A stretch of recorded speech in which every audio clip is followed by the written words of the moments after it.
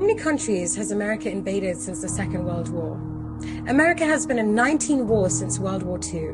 The death toll from modern American wars killed in the name of freedom is over 20 million and counting. They have overthrown 36 governments, attempted to assassinate over 50 foreign leaders, and dropped bombs on people in over 30 countries. Syria was the latest of 14 countries in the Islamic world that US forces have invaded, occupied, or bombed. But you believe your American media when they say Putin is a crazy warmongering dictator. Is your self-righteous indignation based on an understanding of basic history, or just triggered by the next new bandwagon that is trending on mainstream media? 90% of these deaths are ordinary men, women, and children. They started the Korean War, the Vietnam War, the Gulf War. In the last 60 years or so, the list of countries the US invaded includes Bosnia, Cambodia, the Congo, Cuba, El Salvador, Guatemala, Indonesia. There's been wars in Iraq, wars in Afghanistan, wars in Syria, Central America. They are the global bullies, destroying any country in the name of democracy and human rights.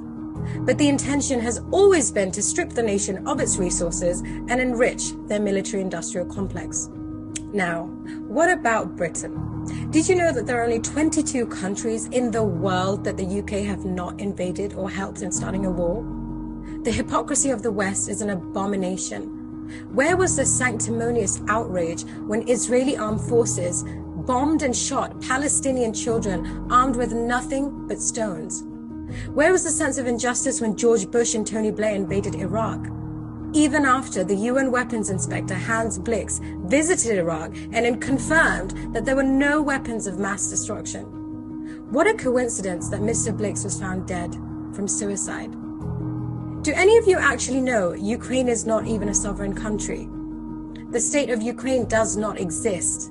If people just stopped and educated themselves before flinging themselves into a frenzy of indignant theatrics all over social media, they would discover that in 2014, UN Secretary General Ban Ki-moon stated that since December 1991, Ukraine has not registered its borders as an independent country. Ukraine is still under the territory of Russia, and everything that happens in this area is in fact an internal matter of Russia. And as far as Putin is concerned, there is no invasion. But now suddenly you're all Ukrainian. You all stand with George Soros, Hillary Clinton, and Marina Abramovich. Everyone is so used to instant news, like instant coffee and instant noodles or instant text messages, you don't have the patience to step back, to query the historical context of present-day events, to educate yourself on an intricate and complicated ancient conflict.